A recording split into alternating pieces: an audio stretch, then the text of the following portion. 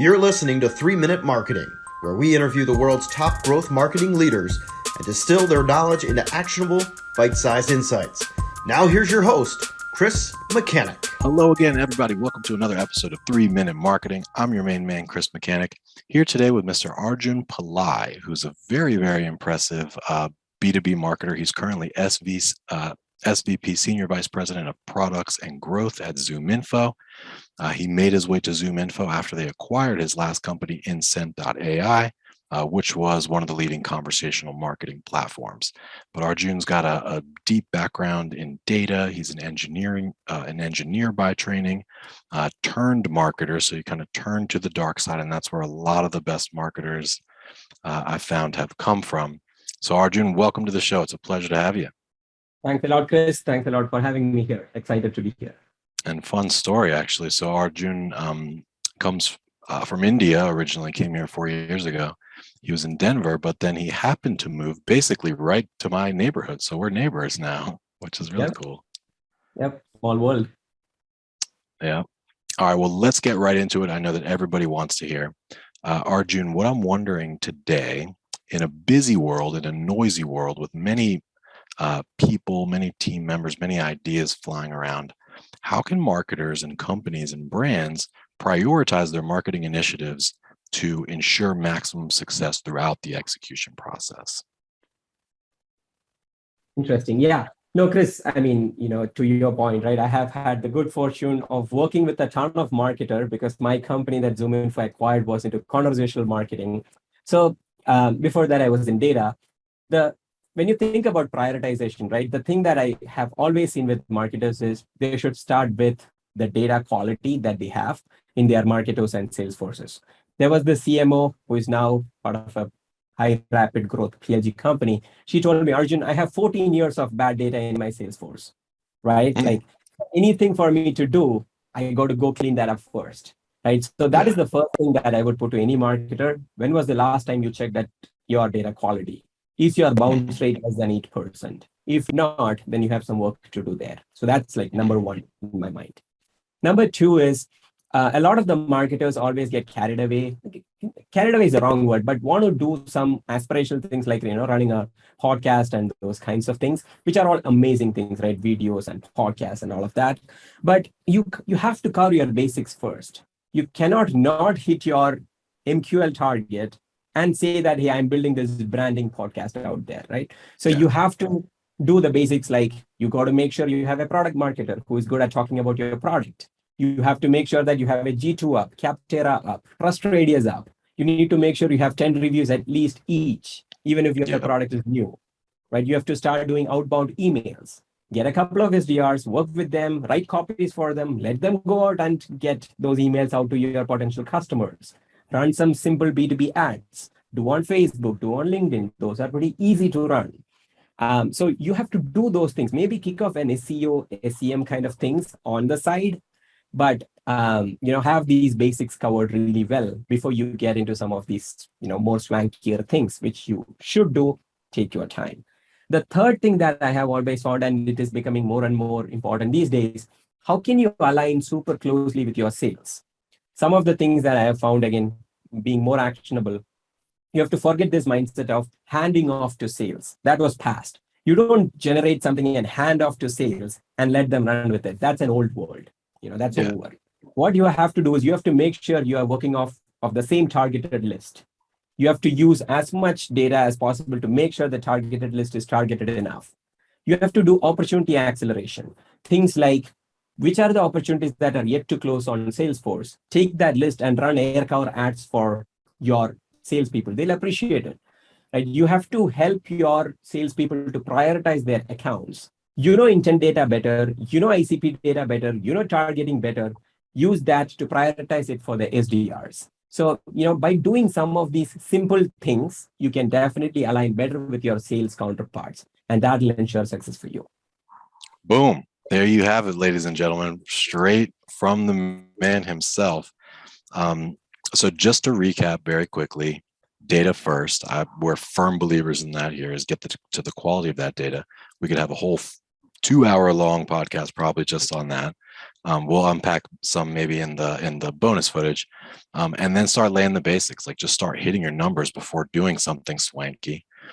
You do acknowledge that doing something swanky or more strategic or longer term is important, but not until you're at least hitting your numbers and you got like your foundational things in place, and then align with the sales team, more than align.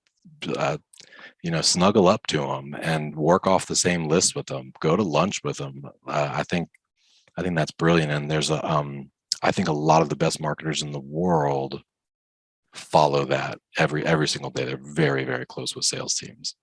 Yep. As I'm sure you guys are doing at ZoomInfo, because you're killing it. I mean, congratulations on all the success.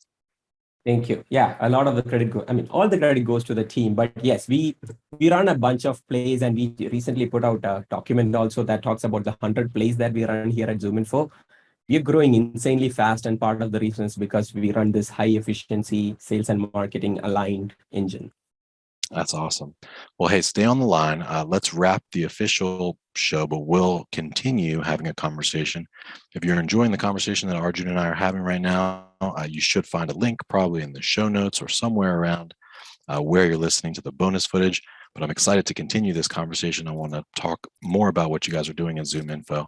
Arjun, tell everybody how they can learn more about you, more about ZoomInfo, maybe where we can download your 100 plays. Yeah, absolutely. So LinkedIn is probably the best place where you can find me. I try writing and posting everything on LinkedIn. So just search for Arjun Pillai and you should find me pretty easily on LinkedIn or in other social networks.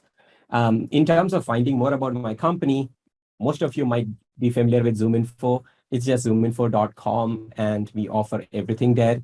There's also LinkedIn, ZoomInfo LinkedIn handle. We recently posted our 100 plays there. So that's also a really good place where you can go and get all the updates that we have brewing here.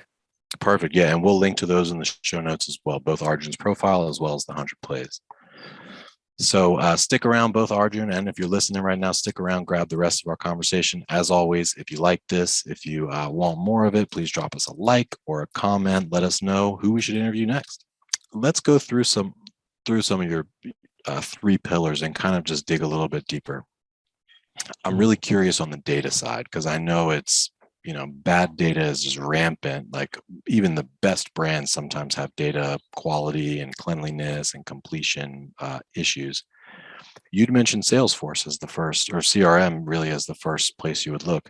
What things would you look at within CRM to determine data quality, or what metrics or what dimensions are you hoping are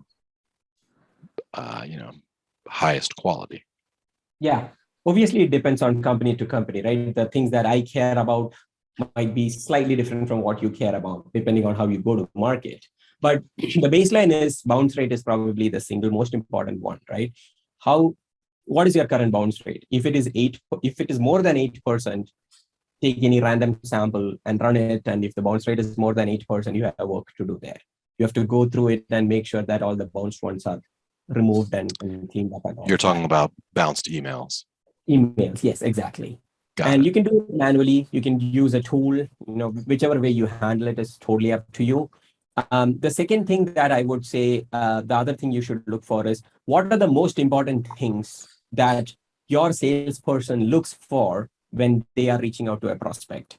For some companies, it is technographic data. Like for conversational marketing, when I was selling my tool, I wanted to make sure those guys have HubSpot and Marketo or Pardot, because those are the integrations that I have, right? So if they don't have it, or if I don't have it in my CRM, my targeting is off. Right. So I would make sure that my CRM is enriched with these additional fields from technographics. Yeah. For some people, it is scoops, like when a vice president change happened, like for some people, that is the most needed thing. So you have to get that in there. Another thing that I've always felt that people are not really leveraging in terms of data quality is when there is a bounce happening, especially for closed won or closed lost kind of cases, that person just moved to another company, opening up a potential opportunity for you. You just don't know that bounce happened. So when that bounce happens, go and figure out where exactly that person went so that you can open up a new opportunity, because there's an existing relationship there. 100%. So that's another Yeah, that's another like low hanging fruit that I've observed. The other thing that I've observed is when there is a closed, lost, or a silent, gone silent kind of a opportunity in my Salesforce or CRM or market, wherever that, after some time going back to those and having a nurture campaign based on that is another very interesting way in which you can kind of increase it. Yep. Yeah. So it's almost like Did you get that?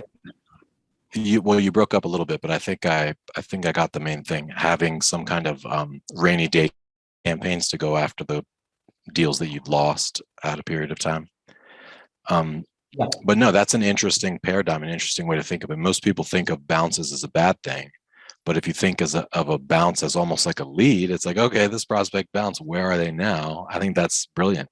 And actually, just earlier today, I got an email from a client asking if there's some systematic way. They wanted to do it on LinkedIn specifically, but some systematic way to identify what we call them team travelers. So if you're my client at ZoomInfo, and then you go to, whatever it is, Gong, you would be we would categorize you as a team traveler, which is an opportunity to reach out and do business with your new company.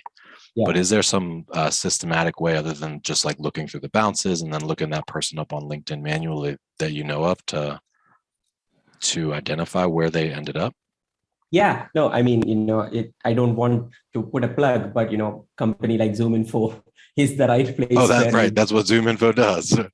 Yeah, right. We are really good at tracking the job changes. And then when that happens, there are ways in which you can initiate what we call as workflows to send an alert to you when you can keep track of people. And then when they change, you can send alerts to you. So there are that ways. There are also some tools which will automatically scrape bounces and then figure out when a person left the organization. We also have a tool that does that. So there are a lot of the tools that we have. There are other companies in the world that do these things. But depending on the volume, I would either go manual or automated. Got it. This is really useful, man. So, but in order to receive bounces, you have to send an email. Is one of the things you look at basically like, show me this universe of contacts who hasn't gotten an email in the last year or two? Absolutely. So that's one way to look at it. If you have a newsletter, you have to, keep sending newsletters. So that's another way you get it. If you remove all of this, right, you have so many email verification services out there. Again, we have one. There are so many out there. You just take your list, run it against them. It's super cheap, right? It's a few cents per email. You just run it and it's going to give you either hard bounce or invalid or catch all, which means unverifiable and then verified to be true. Right. So these things are easy to just run it through an email verifier. So if you don't want to email them, just do the email verifier. Send emails to only the ones that the email verifier could not give you a good answer to. Mm-hmm. Yep, that makes sense. Now, the block and tackle portion or cover the basics portion, I think is pretty self-explanatory for most people. But at what point do you start coming up with those bigger strategic ideas like start a podcast? Like after you've hit your numbers for 3 months in a row or 3 quarters in a row, or is there? Yeah, the way I think about it is when your pipeline is starting to become predictable, at least directionally it is predictable. And, as humans, we are all good at almost identifying, okay, it looks like it's going to go up and to the north with whatever I'm doing right here. That is probably the right time. Again, it's not like you shouldn't do anything until that time. Like, for example, SEO and SEM is not going to give you anything on that day, but it's not something that you should wait for like 2 years, right? So the way I would handle it is instead of bringing in an SEO expert in-house, I would find a consultancy or something, give an SEO to that company and ask them to kick off a project that gets me to my base, right? So there is some efforts going on the side. On the podcast, I would keep thinking about it. I would understand the point of view. Here is what I want to talk about when I end up doing the podcast. I would start doing a little bit of posting here and there on LinkedIn, start gathering some subscribers from there. And eventually so I'm not saying you should not do anything until you hit the numbers, right? But the focus should be on the numbers, and it should be clear between you and your team. And then slowly start diversifying, and then start building up a brand and going into these swankier things. When you think that salespeople are fine with the numbers that you're giving, fine with the quality of leads you are giving, which is probably the more important thing, because giving numbers is easy. You can simply run a content syndication, get a bunch of leads, and then give it to sales. But to give it at the quality, satisfactory quality to sales at a number rate that they are happy with, that's when you can start going into some of these other things. That'll also give you footing with the leadership, right? It's like if you go day one and say, I want to do a podcast, I have no idea how many leads are going to come. Leadership will be like, okay, so if you have a footing with your leads, then your leadership will give support for you to do these additional things. Yep. No, that makes a lot of sense. Now, the sales alignment piece, I don't know if you consider that to be more in the basics category or more in the swanky category. Probably more in the basics category. Yeah. But what are some things that you guys do at ZoomInfo to, encourage that level of alignment, measure it, optimize it, deepen it? Do you guys have any routines or rituals or practices that have been useful for you? Yeah. So again, this is combination of ZoomInfo and some of the other customers and people that I talk to all the time. At ZoomInfo, we have sales and marketing rolling up to our president and CEO, Chris Hayes. Like this amazing guy. And that is one level in which companies are trying to do that sales and marketing alignment, right? You have been seeing CRO as a title come up more and more and more. And the whole point is we don't want like a CMO and VP of sales or CSO and going to the CEO, right? You want an alignment and then going to the CEO. So the CRO thing is kind of like a way in which companies are trying to do sales and marketing alignment to varied success. Some companies are insanely successful. Some companies are struggling, obviously, but they're trying. That's one. The other thing that I've seen successfully aligned companies do is working off the same targeted list. So it's like a very tactical approach. Every week they sync up, they come up with a list of accounts and agree, okay, based on these filters, we are agreeing that this is the account list that we're going after. If there is an ABM, like an account-based marketing motion by marketing, they have to ask and run the accounts through sales before they do ABM. So working off the same targeted list, whether it is for top of the funnel, bottom of the funnel, middle of the funnel, opportunity acceleration, any campaign, if it is a ABM segmented targeted account campaign, then there should be an agreement with sales in terms of which other accounts being targeted. So that's like a really practical way. And to ensure that companies run weekly meetings on this tactical targeted account, right? So that's an actionable thing that people can do very quickly. The third thing that I've seen is, this is probably a little bit more mature companies. They spend some time to create Salesforce dashboards. So the marketing would take up the initiative to build Salesforce dashboards for salespeople based on some filters, based on intent searching, based on website traffic, based on IP to company resolution, like several ways in which they will say, okay, here is the list of accounts that are prioritized for you Monday morning every week. And it's a dashboard or a Salesforce. It need not be a dashboard. It can be a Salesforce list. I can click on the list. It'll give me the top 500 companies or 300 companies, whatever that is, right? Or even 30 companies, depending on how big or small you are. Now, do your company lists tend to change from week to week and month to month, or is it like a fairly static list that changes a little bit? It changes a little bit. And the change is primarily based on two things, right? One is the external intent data, like is the intent surging? And that intent data could be coming from intent data provider, could be coming from G2, Capter. There are several intent providers, right? So that's one reason why that list would change a little bit. And it's not 100% change. It's more like a few single-digit percentage point changes. But those tend to be more critical because you have to hit the iron when it is hot. So that is one big dynamic change that happens. The other reason it changes is because, somebody is coming to your website and your IP to company resolution just picked it up, and there is an engagement spike that happens, right? 4 people from the same company visited in the past 7 days, like 12 times. Mm-hmm. So I had this client of mine who ran this experiment. Every time the deal was more than $100,000, 35 people visited from that company before that deal was signed.